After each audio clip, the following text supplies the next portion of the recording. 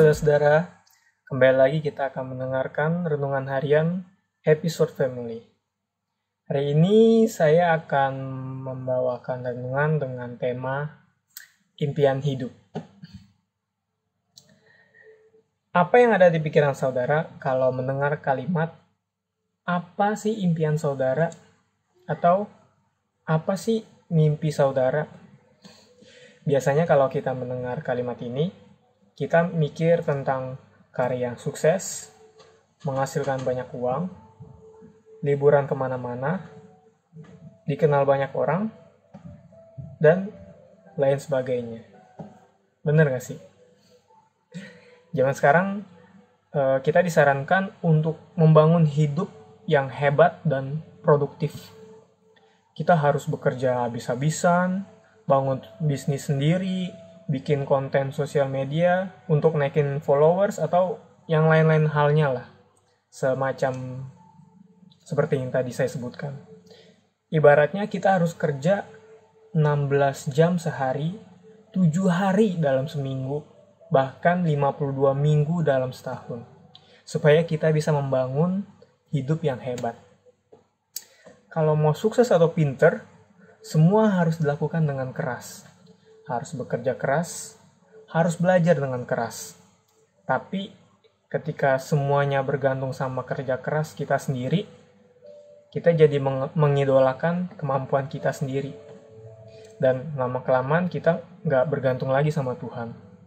Padahal, yang paling penting itu ketika kita bisa melakukan tanggung jawab kita dengan setia dan percaya sama rencana dan prosesnya Tuhan.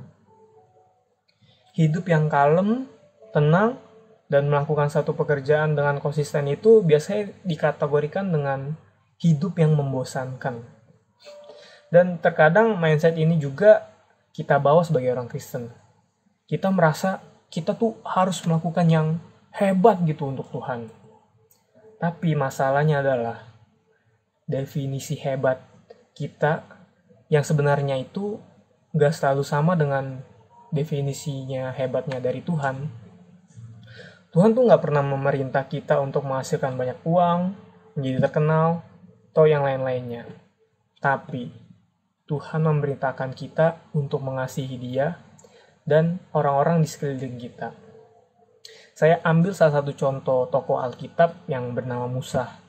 Kita bisa lihat ceritanya di kitab Keluaran. Saudara bisa baca sendiri ya di rumah. Musa adalah salah satu contoh tokoh yang paling berdampak, terutama dalam perjanjian lama. Dia yang memimpin kaum Israel untuk keluar dari perbudakan di Mesir. Dia yang menerima 10 hukum Taurat dari Tuhan, 10 hukum Taurat dari Tuhan untuk Israel. Tapi coba kita lihat latar belakang hidupnya. Kalau dilihat dengan standar dunia yang sekarang ya, mungkin bisa dibilang Musa telah menyia-nyiakan hidupnya. Kenapa? Karena yang pertama dia besar di rumah Firaun. Dia pernah membunuh seseorang, lalu dia lari ke negeri asing. Bahkan dia tinggal di negeri asing itu selama 40 tahun hanya mengembalakan domba. Coba bayangin kalau di zaman sekarang kita melakukan ini. 40 tahun. Gak melakukan hal yang hebat, hanya setia dalam satu pekerjaan, mengembalakan domba. Gak ada gaji yang besar, gak menjadi terkenal, hanya setia dengan satu pekerjaan. Setiap hari selama 40 tahun.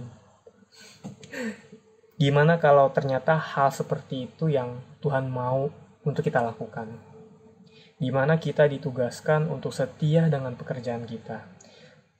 Dan mengasihi orang-orang di sekitar kita setiap hari. Melakukan hal-hal hebat untuk Tuhan seharusnya bukan menjadi fokus kita. Panggilan Tuhan yang terutama untuk kita adalah untuk mengasihi Dia dan mengasihi orang-orang di sekeliling kita. Musa nggak menghabiskan waktu selama 40 tahun untuk menunggu-nunggu untuk dia jadi terkenal, untuk menghasilkan banyak uang, untuk melakukan hal-hal yang besar. Malah, hal-hal lainnya terjadi dalam hidup Musa setelah dia menjalani hidup yang kalem, selama 40 tahun. Karena kalau memang Tuhan mau melakukan hal-hal yang besar untuk kita, Dia akan lakukan itu kok di dalam hidup kita. Gampang banget.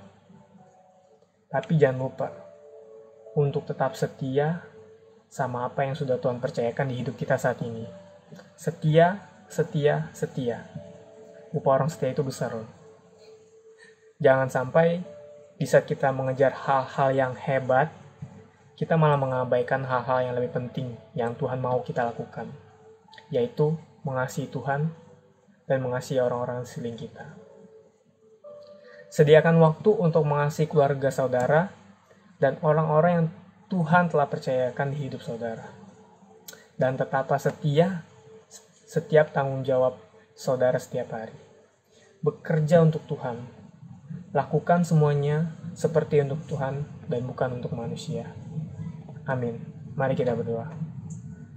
Tuhan, terima kasih Tuhan atas berkat-Mu Tuhan. Kami sudah mendengarkan renungan pada hari ini Tuhan. Kami ingin Tuhan bahwa apapun yang kami lakukan Tuhan, itu semuanya untuk-Mu Tuhan, bukan karena kekuatan kami Tuhan. Kami hidup di dunia ini bukan untuk mencari uang yang banyak Tuhan, bukan mencari ketenaran Tuhan, bukan mencari tahta Tuhan. Tapi kami ingin mengasihi Engkau Tuhan, dekat dengan Engkau Tuhan.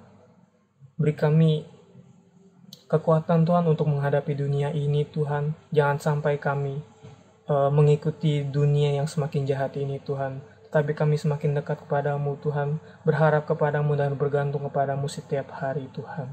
Terima kasih Tuhan, kami sudah berdoa dan mengucap syukur. Haleluya. Amin. Sampai jumpa. Tuhan Yesus memberkati.